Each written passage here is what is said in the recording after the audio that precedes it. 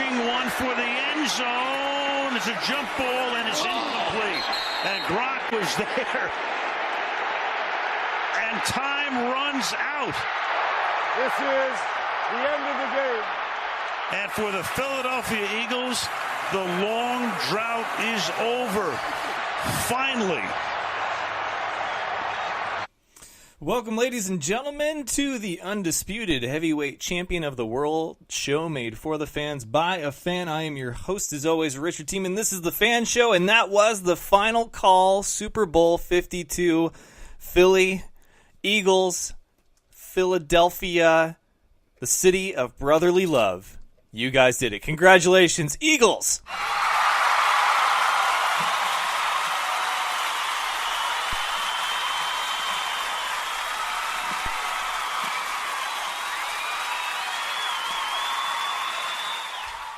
As I've mentioned before, it's nothing really against the Patriots specifically. I'm a guy who's got a soft spot for the heartwarming story, the one that maybe tugs at the heartstrings, or the underdog. And that's exactly what Philadelphia was going into this game. They knew it. They embraced it. They owned it. And boy, if you watch this game quarter to quarter, start to finish, they were a team that did not play like the underdog. They led 99% of this game, and for the first time, I think, in a very, very long time, I say they led this game 99% of the time, and I don't have to finish that statement with, but it was that 1% that did it for the Patriots, because that's been their story. 4 quarters is what you get out of the Patriots, and that's how they beat you. But this time, no. I mean, they took a lead late, but it was only by 1 point, and Philly...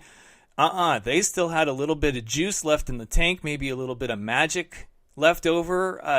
Whatever you call it, Philly earned every last bit of this win over the Patriots. And for the Patriots that are arguing about missed calls or bad calls or things that, I made a point to tell one of my friends who said, wow, I can't believe I just witnessed the Patriots get beat by someone, not the Giants.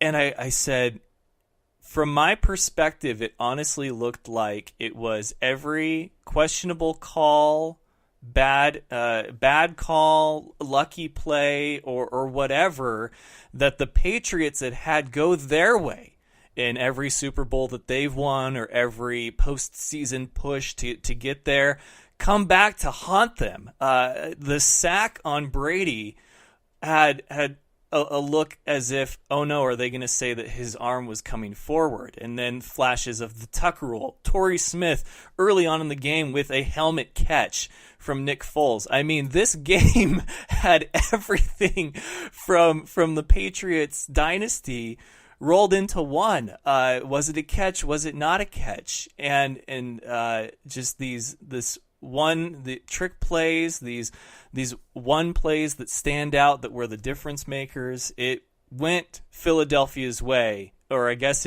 what you could really say is that it didn't go the Patriots' way for the first time ever. But again, congratulations, Philadelphia Eagles. I don't really have to say much more than that's where we're going to go ahead and start our headlines today.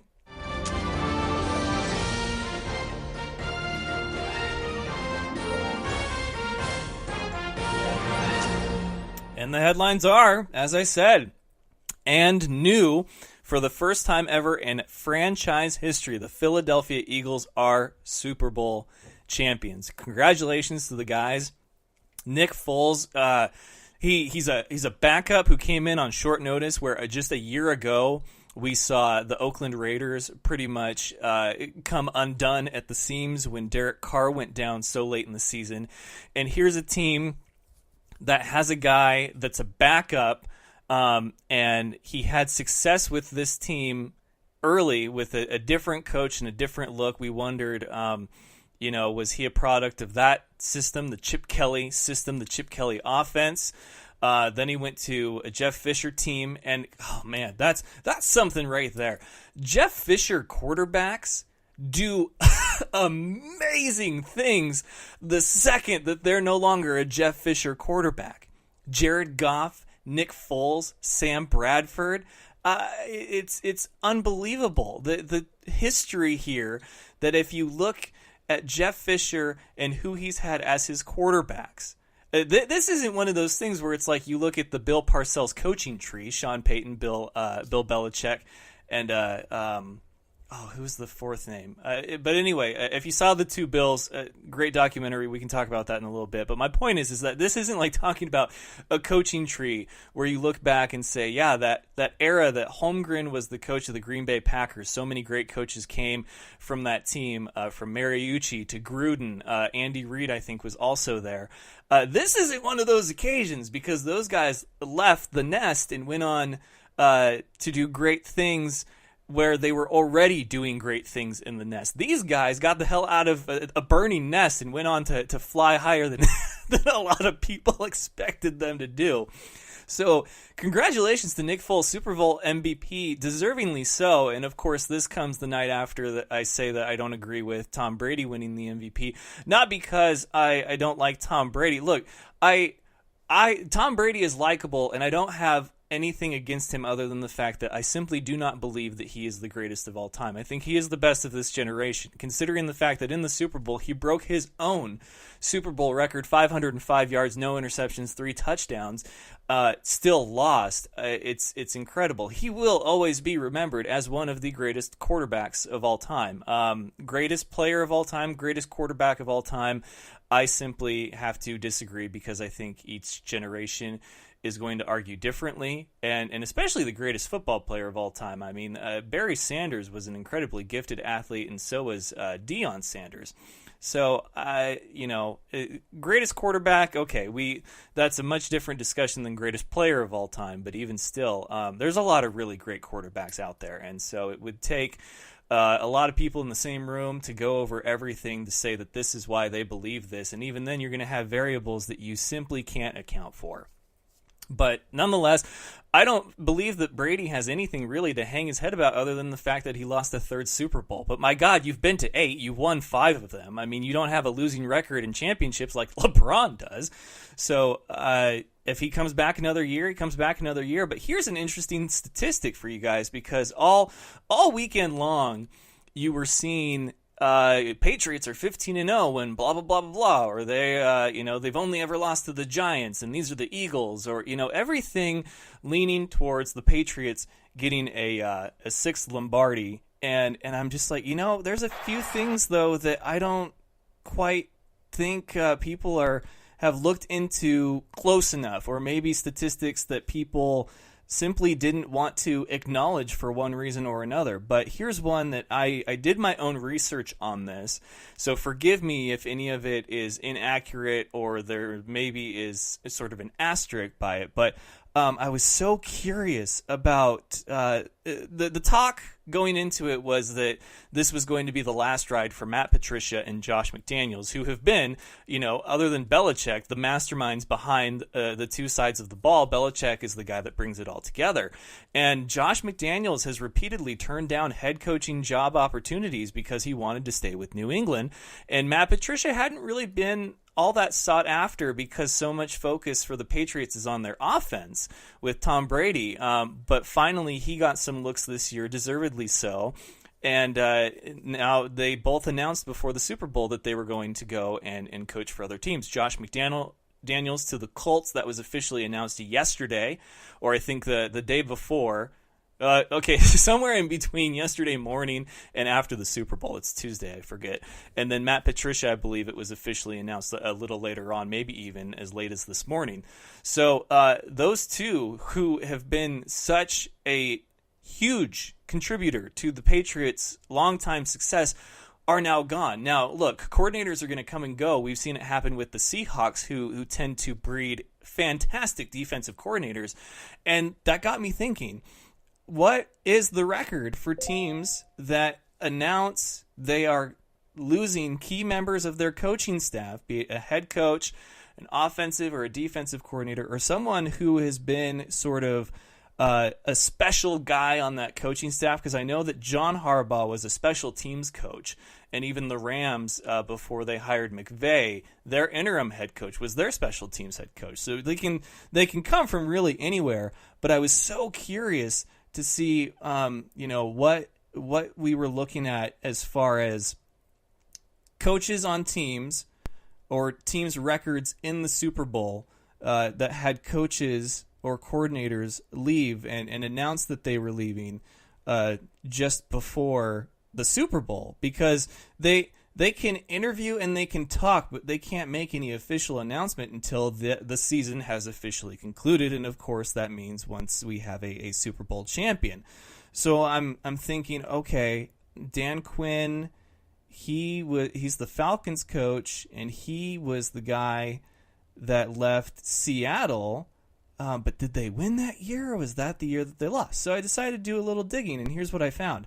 Over the last 7 years, because I figured, about five or more examples would be just enough to really get any kind of point across. But over the last 7 years, teams that have announced that they are having head coaches or coordinators leave to go on to different opportunities are actually 0-5. So here's my actual tweet, because I said, what's the record for teams in the Super Bowl that were going to lose key members of the coaching staff to other teams immediately following the big game? This was before the Super Bowl had kicked off, because I felt like nobody had brought it up, and this is something that you would think the media would be using as like some type of headline. So I went and I did my own research after the final score and the Eagles had won, and my follow-up was, turns out teams that announced they'd be losing key members of their coaching staff before the Super Bowl are 0-5 the last 7 years. So we have McDaniels and Patricia. 2017 Patriots lost. Kyle Shanahan, 2016 Falcons, they lost. The 49ers knew that they were going to get him before that Super Bowl.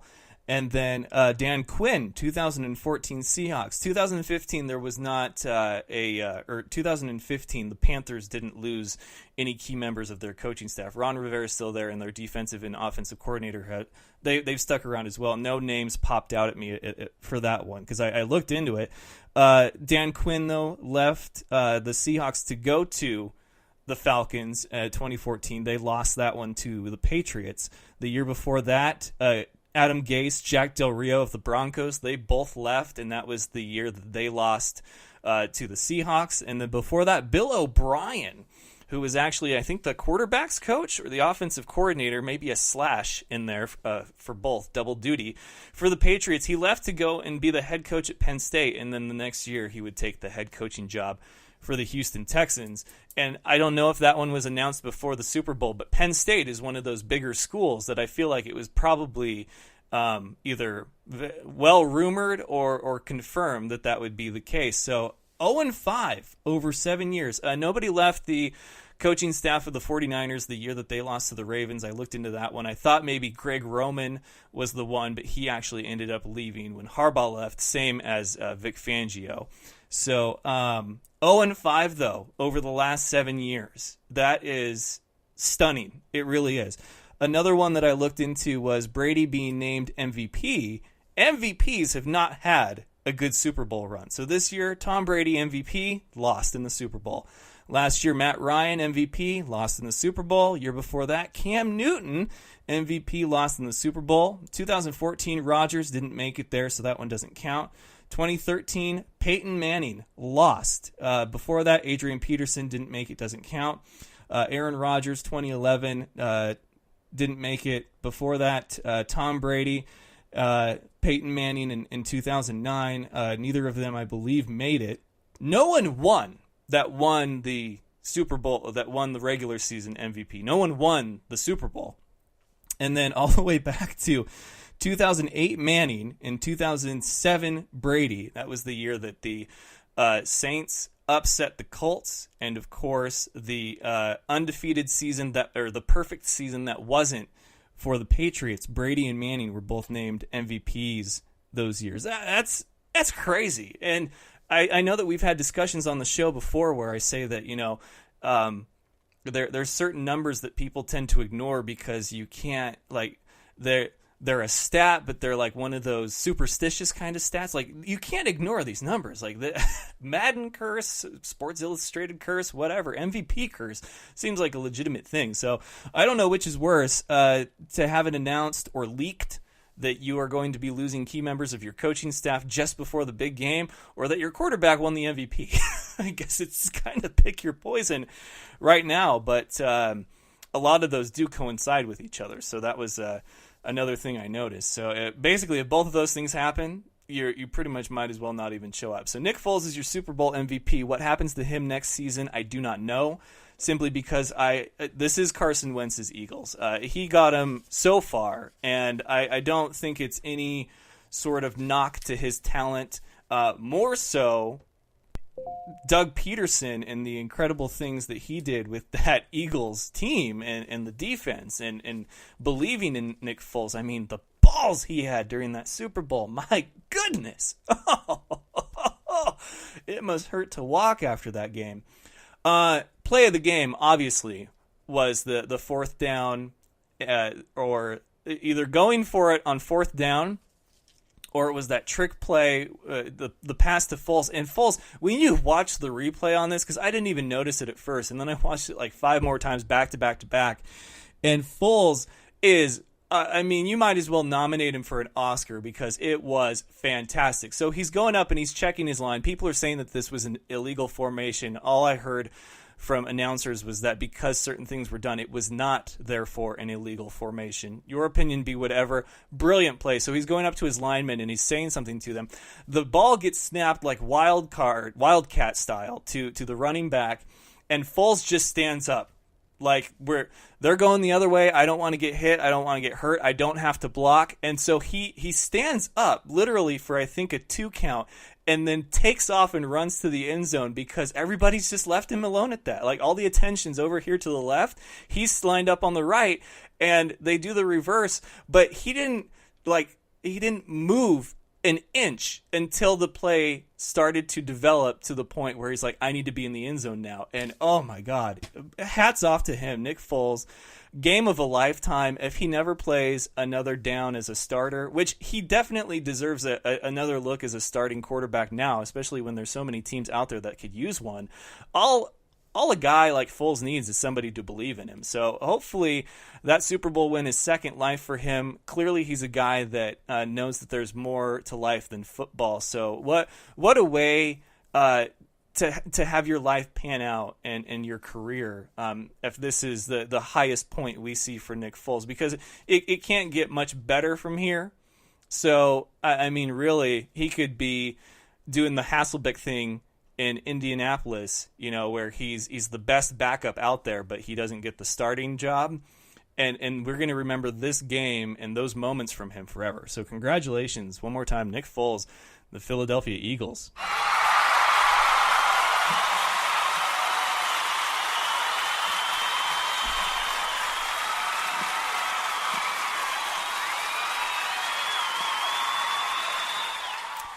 I disagreed with the Clement touchdown call.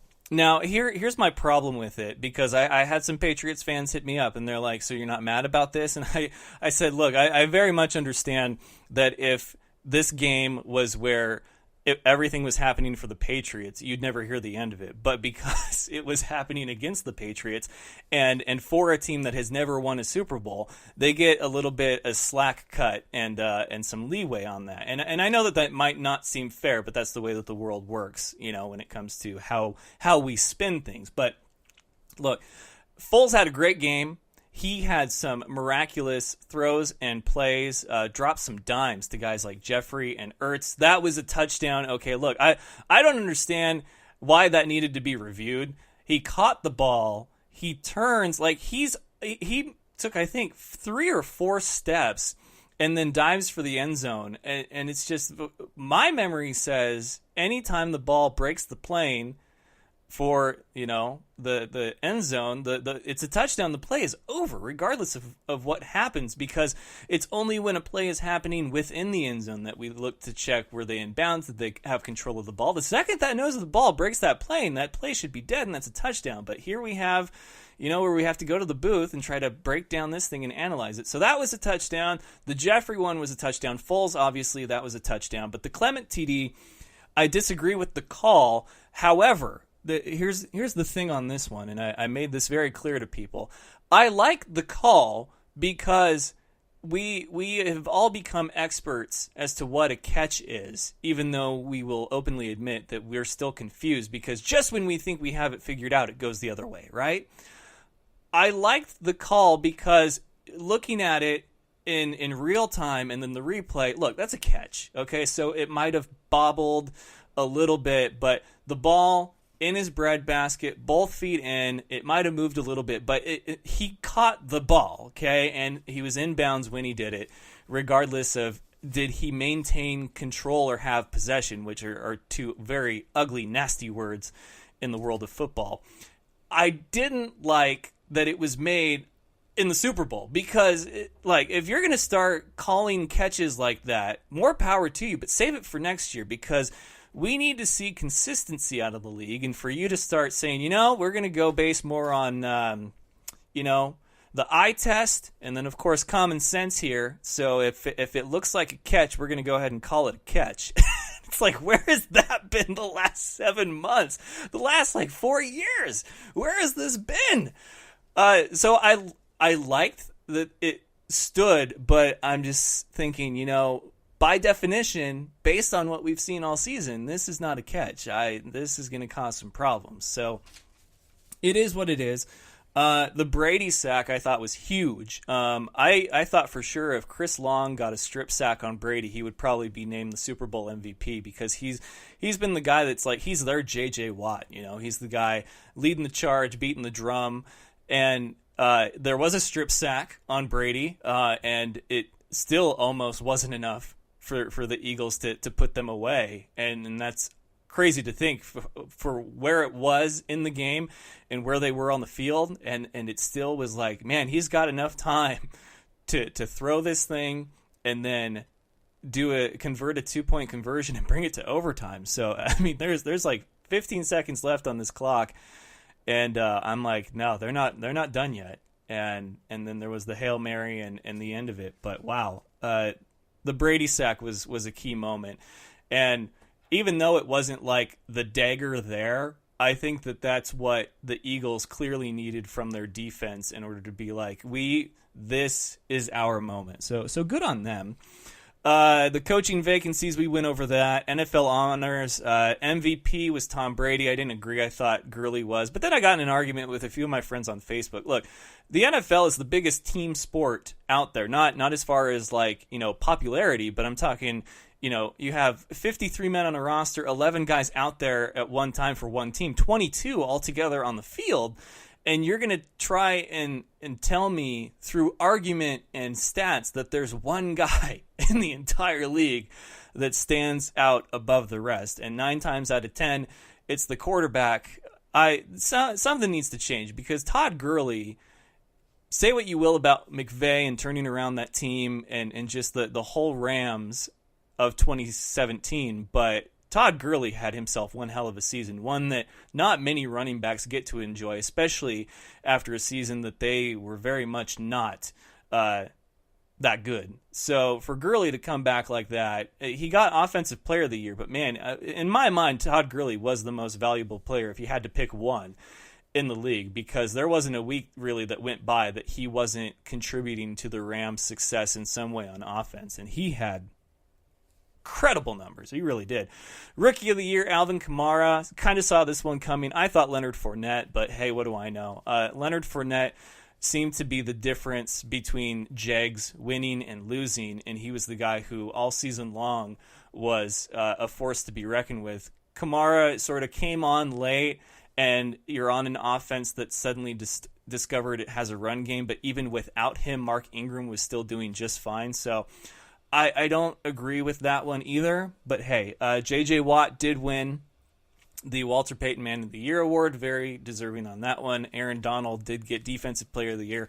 I thought that was very well deserved also. The Tide Ads, they won the Super Bowl. I thought it was going to be the Alexa commercial, but no, Tide Ads for the win. When you can troll just about every other Super Bowl sponsor out there continuously throughout the Super Bowl, you're a winner in my book.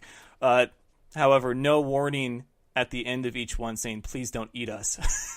So it is whatever. Coming up, we're going to talk about the IFL and the mess that it is. I'm going to welcome Marquel Willis, Green Bay Blizzard royalty.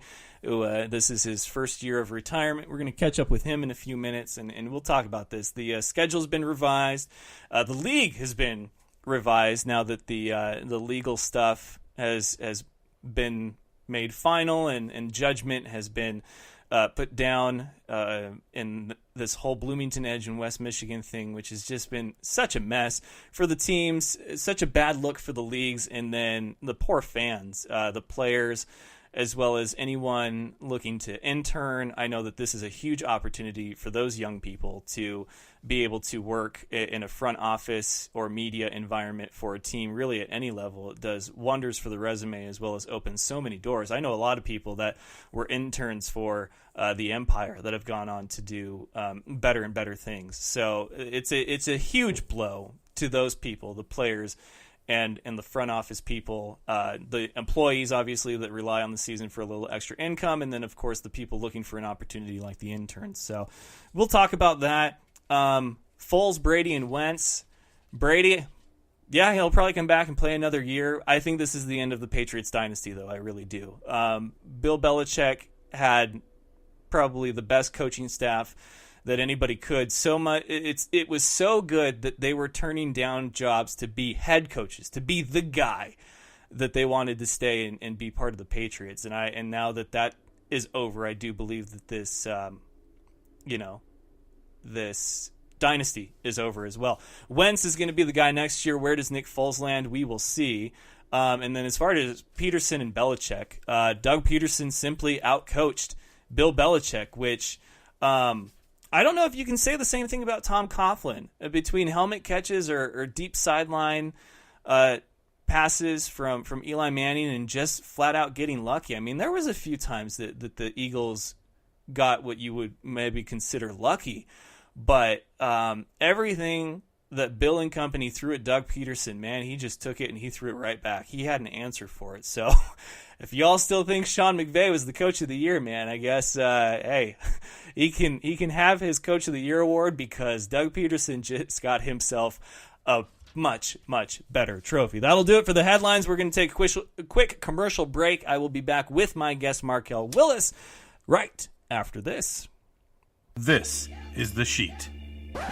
Gets me all revved up. My face is now red. My ears are just freaking boiling. He's so raw that Sky hates him. Yeah, he had 51 touchdowns, 4,900 total yards. I know y'all like that, but I got to run. And only in Alabama that could happen, I have to say. They're so good, man. They would win the Big Ten if they were in the Big Ten. You could be doing something vision-based in front of you and reach down and grab a handful of insane goodness. Give it to him. Kudos. I'm clapping like a golfer. Very good, Johnny. I'm proud of you. Wow, you guys agree on something again? I'm very impressed. You ever had a bad week? You know, just you walk outside, step in a puddle, like right when you walk outside. I mean, how's there a puddle right outside the house? Or you stand on the curb and somebody drives by and splashes water up on you?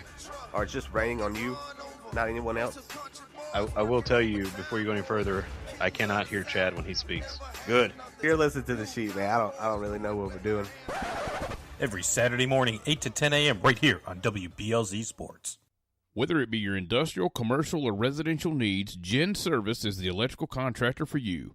The Gen Service team has the expertise, commitment, and educational years to help you solve all your electrical concerns. They have you in their best interest with helpful suggestions to accommodate your every want.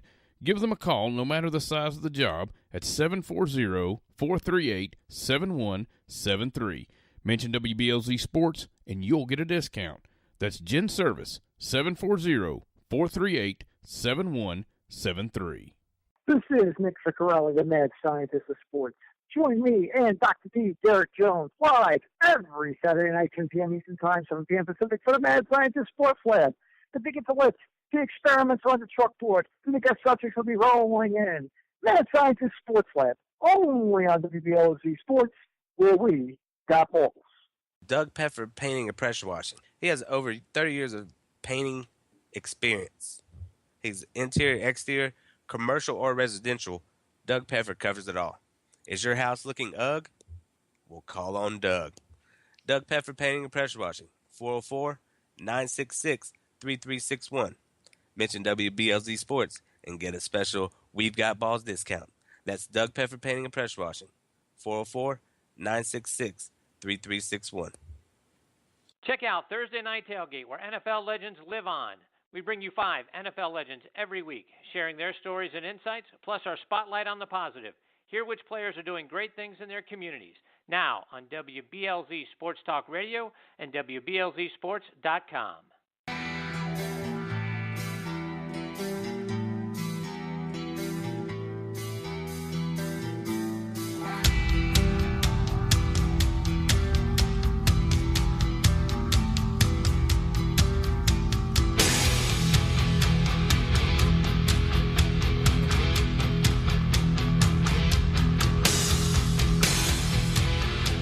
All right, ladies and gentlemen, we are back, and as promised, I do have a special guest at this time. He's the man who shares a last name of one of my favorite athletes in football of all time, though he never wore number 52 himself. He is Green Bay Blizzard legend Marquel Willis. How you doing, my man? I'm doing well. How you doing? Doing pretty good, coming down after a eventful Super Bowl weekend, and I know that you got to enjoy the festivities yourself. What were your initial reactions and thoughts after the big game? Oh man, it was a great game, man. I enjoyed watching it, and it's two good teams with two good game plans, man. They just went back and forth, and I was not gonna lie, kind of glad to see Philadelphia pull one out. So. Yeah, it was a feel-good story for sure, and I mentioned earlier on the show that it's odd to say this given that Tom Coughlin and Eli Manning were the only ones to pull off this feat before, and they did it twice. But I feel like you can say it more so for Doug Peterson than you could Tom Coughlin, and that is that Bill Belichick, it seems like, got out-coached by Doug Peterson, where the Giants, they had some really lucky stuff happen to them, but for everything that Bill and those guys threw at the Eagles, Doug Peterson was right there with them and answered back. Is that something that you kind of took away from the game too? Oh yeah, I mean he was aggressive the whole game, man, and I think they played that way this whole year. You see a lot of people try to change their game plan when they play New England, and I think they just stayed aggressive and they just kept doing what they were doing. They didn't try to do anything out of their realm, and I think that's what helped them out in the end. So. Now, you're no stranger to having, a quarterback come in for the guy that you maybe started the season with or sub in because of an injury, or they're going to evaluate him on the sidelines. So as a player, especially a receiver, like you and the quarterback have to work hand in hand and have chemistry.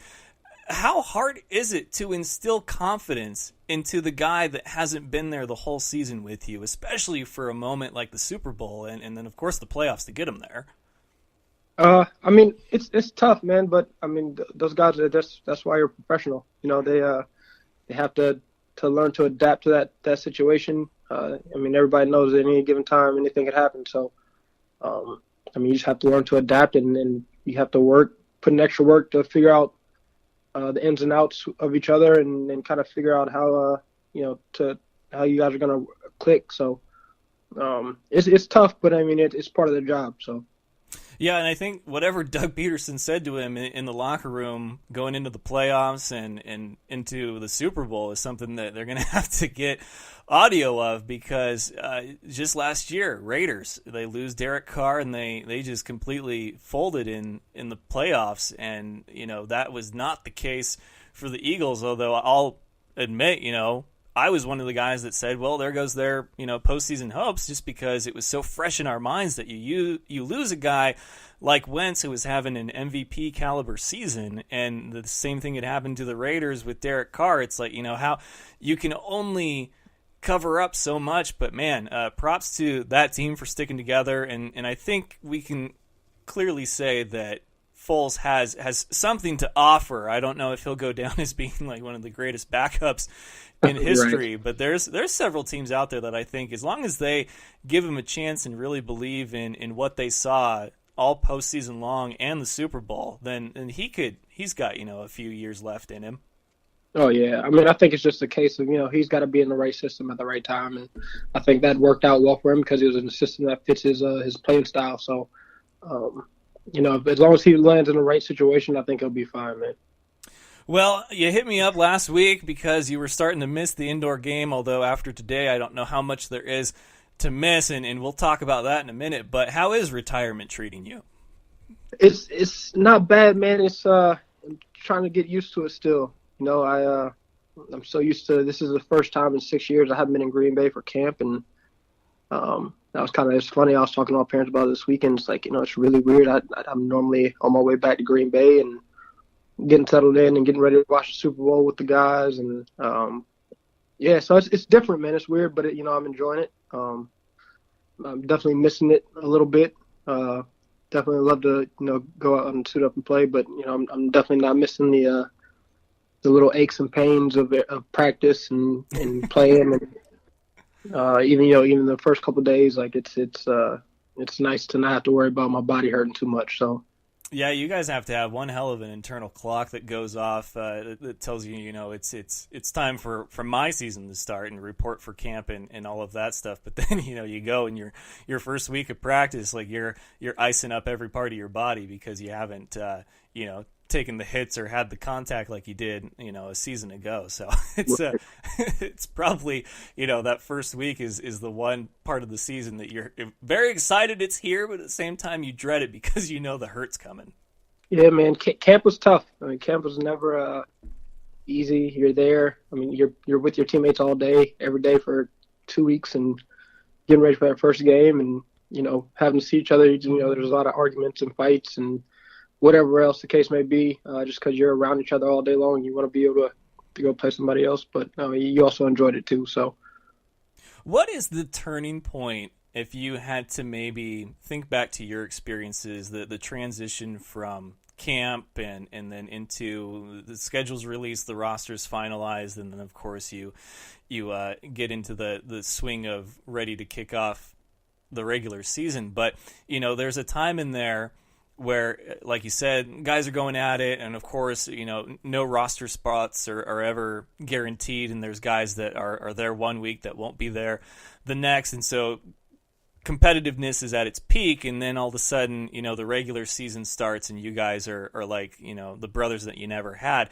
Is it the knowing who you're going to be spending the next, several months with, or is there something that happens where you guys just finally get on the same page mentally and physically, and from there it's kind of smoother sailing? Honestly, man, as much as there's competition during camp, you start bonding with guys a lot sooner in camp. Like, it's always hard to see guys get cut, and we all understand it's part of the business, and it's part of what we signed up for. But you start bonding with those guys early. You spend a lot of time with each other. You eat together. You watch TV. You do all this stuff together, and so you start bonding with guys pretty early. And then I think once the roster's finalized, you kind of relax a little bit, and then once you relax, it's a lot easier to kind of let loose a little bit more and hang out. But you start building those bonds early, even with the competition. But I think definitely after that roster's kind of finalized, you just kind of let your hair down a little bit and kind of relax. So, and that's when you start seeing guys really start having fun with each other. So. Yeah, that's good. I know that the roster can still change, from week to week, because there's a lot of guys that will get opportunities elsewhere. They'll get the call to report to a camp or maybe go and try out somewhere, or something happens, maybe a life event, and you guys will get a new guy. It happens a lot to kickers. And then, of course, you have where you're constantly around the same guys all season long. So, it's never a perfect situation, but I was always surprised to see that guys that were at each other's throats in training camp all of a sudden were the best of friends once kickoff happened. And it's just like, right. you'd think that you guys would all be, same team literally all the way through, but that's just not how it works in sports when it comes to guys and testosterone. Right. Unfortunately, man, it's again, it's part of the game, and you have to kind of be a professional about it. But I mean, you build bonds with these guys. Like, I still talk to guys from my first year all the way through this last year. I saw a couple teammates at the coaches convention in Charlotte a month ago, and got there just like we never left. So I mean, you build those relationships, and just because you're not on the same team or whatever doesn't mean you're not friends anymore, or just because you're not there anymore. I still got we got a group chat that a bunch of the guys from the team from last year, we still talk and just cut up a little bit every day. So, I mean, it's just, we're all human still. We just get to play football and do it. So.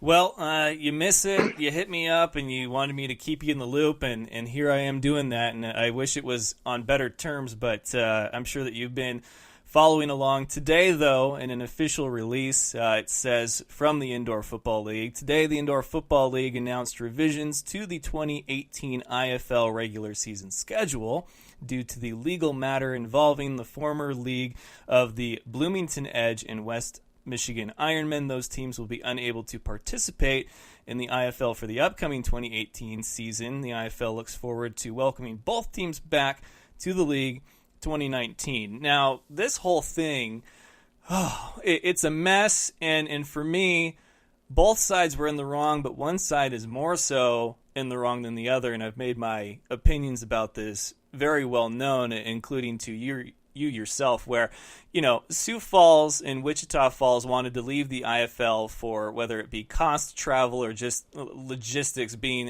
Wichita Falls was the only team the IFL had in Texas, and they had to travel a long way to go and compete. If they go to the CIF, they're like one of 4 teams in Texas. So it made sense. The IFL said, because the merger didn't happen, you either play for us under the IFL banner or not at all. And right. So they were given an ultimatum. Wichita Falls folded, or became the Carolina Cobras in the NAL. And then, of course, Sioux right. Falls came back.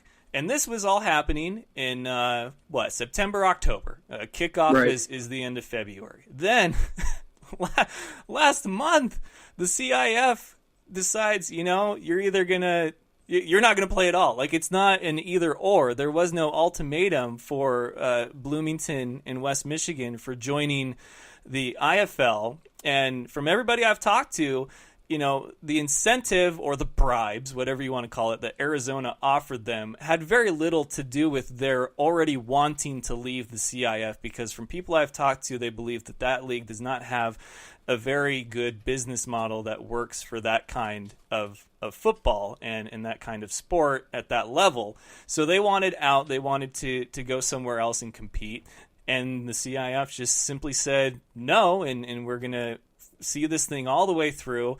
And here we are with less than 3 weeks until kickoff, and we're down to 6 teams, and 2 teams, I guess they're trying to figure out if they're going to play independently or not. And so my question for you as a former player is this isn't really a surprise in regards to the inconsistency that we see at this level. But as a player, though, to see it escalate to this, and now teams are going to miss out on competitive seasons, and who knows what happens with their players, and it's so close to kickoff. If you were still in the league, is this kind of a deal breaker for you where you're like, I'm not even going to deal with it? Or are you so numb to the inconsistency that this is just another year and you'll find a way? It's kind of, it's a frustrating thing. You have the schedule in your mind. You're looking forward to going to these places, and you know guys on other teams, whatever the case may be. So you're looking forward to playing against them. But at the end of the day, again, it's a business, and unfortunately, in business, things don't always go the way that they're planned or that you want them to go. So you just kind of have to roll with it. And you kind of become, I don't want to say numb to it, but you kind of understand that that's just kind of how it works. And unfortunately for those guys, in Bloomington and Western Michigan, like, those guys now have to go find new teams, and some of the younger guys that are getting their first opportunity to play ball after college. They have to find a way to play this year and get some more film and try to get to where they're trying to go. And, that opportunity was taken away from them. So it's kind of frustrating from that standpoint, kind of seeing that happen to some of those guys. But as far as like playing and end of the day, you still got to go out and play games.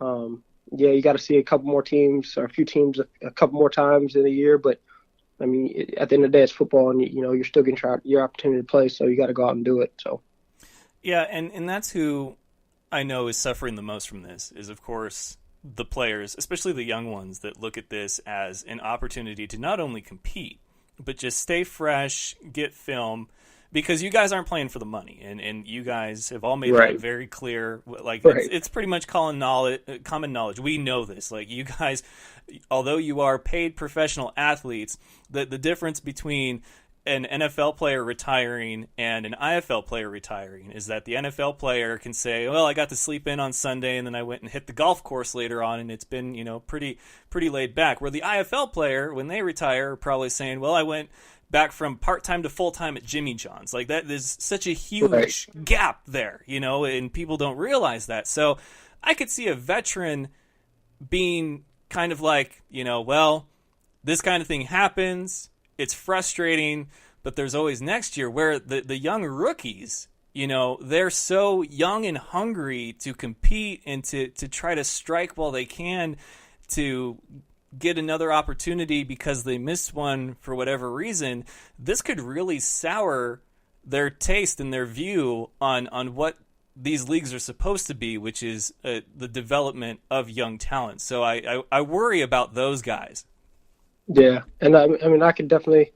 My first year had the team folded or whatever the case may have been. Not been allowed to play. I probably be like, man, I'm not going to do it. I'm just going to play. I'm just going to work and start living life and kind of forget about it and move forward, man. I think it's tough coming out of college to you already missed out on your dream to go play in the league.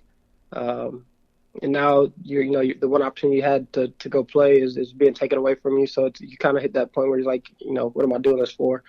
And some guys might not. Some guys might keep working and find a way to get on a roster somewhere. But for the guy that didn't really have high hopes of making the NFL or didn't have high expectations of getting there, wanted opportunities to try to prove himself again and kind of working your butt off to. Keep money in your pocket, keep training, stay healthy, stay in football shape. You just kind of hit a point where it does get frustrating. And it's like, okay, well, what am I doing this for? So, yeah, I mean, I can definitely see that. Do you know anyone on West Michigan or Bloomington? I don't. Not from what I know. I hadn't really looked at their rosters that much. So I see. Well, I haven't really had a chance to talk to any of their players. A lot of the guys that I met last year joined different teams even before they made the switch, but then I was starting to get to know some of the guys that were on the teams, and I haven't had a chance to talk to them. I feel like it's probably too soon at the moment with so much uncertainty and yet to be determined for what's going to happen with those two teams. A lot of talk of like a traveling independent, strictly exhibition style play for these guys. But I'm also hearing rumors that the injunction that was in favor of the CIF prevents even that, which, that's really unnecessary. And that's part of the reason why I'm so upset with the CIF on this is that, if somebody wanted to fine Bloomington or West Michigan, I understand that. But to prevent people from having intern opportunities, like I know a lot of the young people that use this as a resume builder and they go on to do really fun things with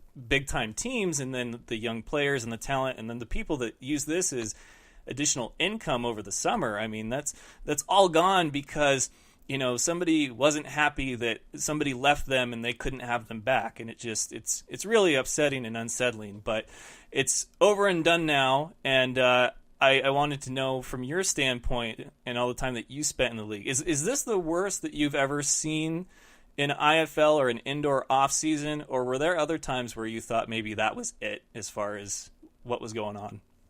No, I mean, I think all around, not even just the IFL. I mean, look at the AFL and the state that it's in right now. I think this has definitely been one of the worst, since, the AFL folded, one of the worst off seasons I've seen in a long time.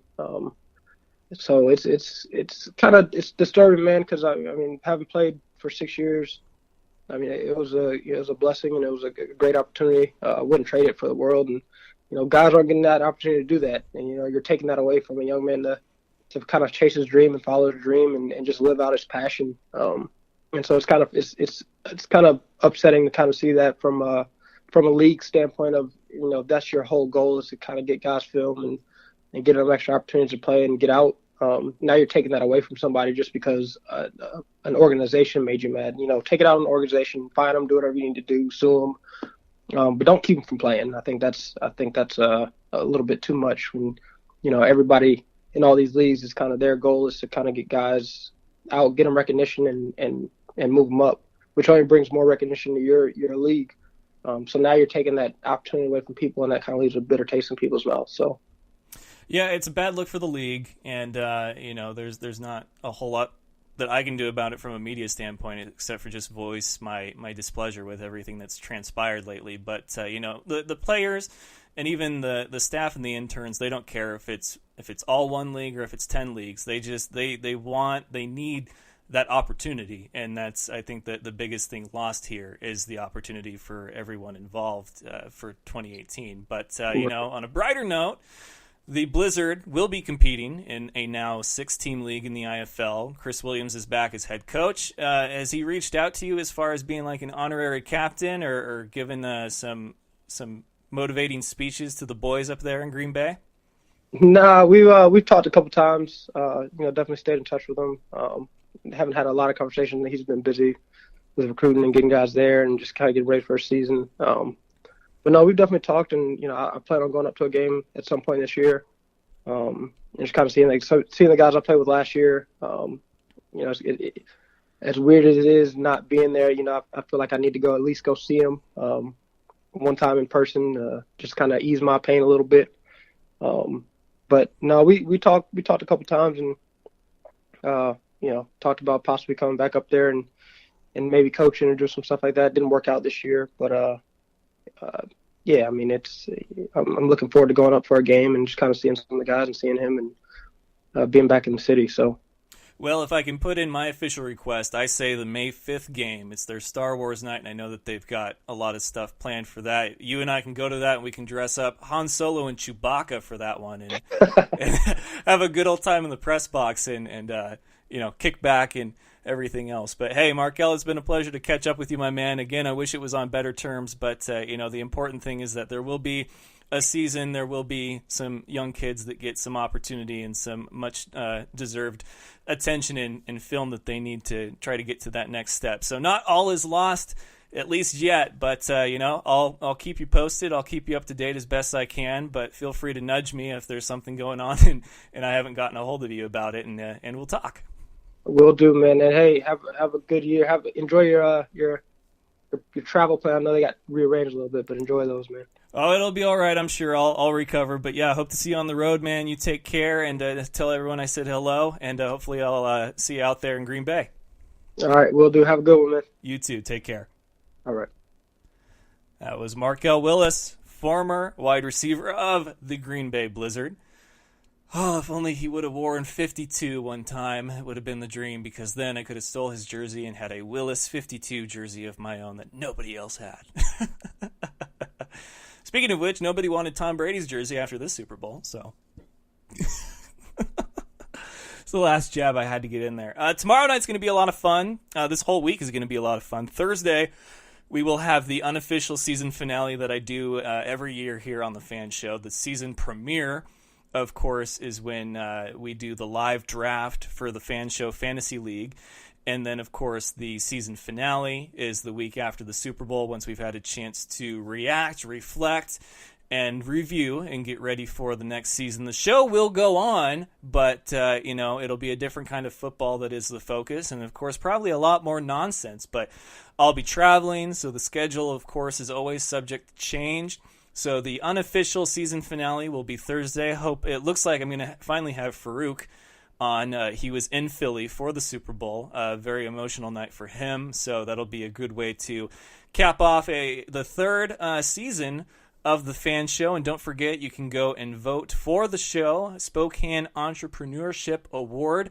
This is the last year I'm eligible. It is for businesses 3 years or less, and they have done outstanding work in their industry and or community. So I have tweeted shared and posted the links all over the place, messaged everybody I know, and done everything I can short of bribes. But seeing as how the last time someone bribed somebody and how that has played out lately, probably not the best move for me right now. If you can't laugh at it, you can't have any fun, okay? But how ironic. That's the first stop on the Fan Show tour is Arizona, February 25th.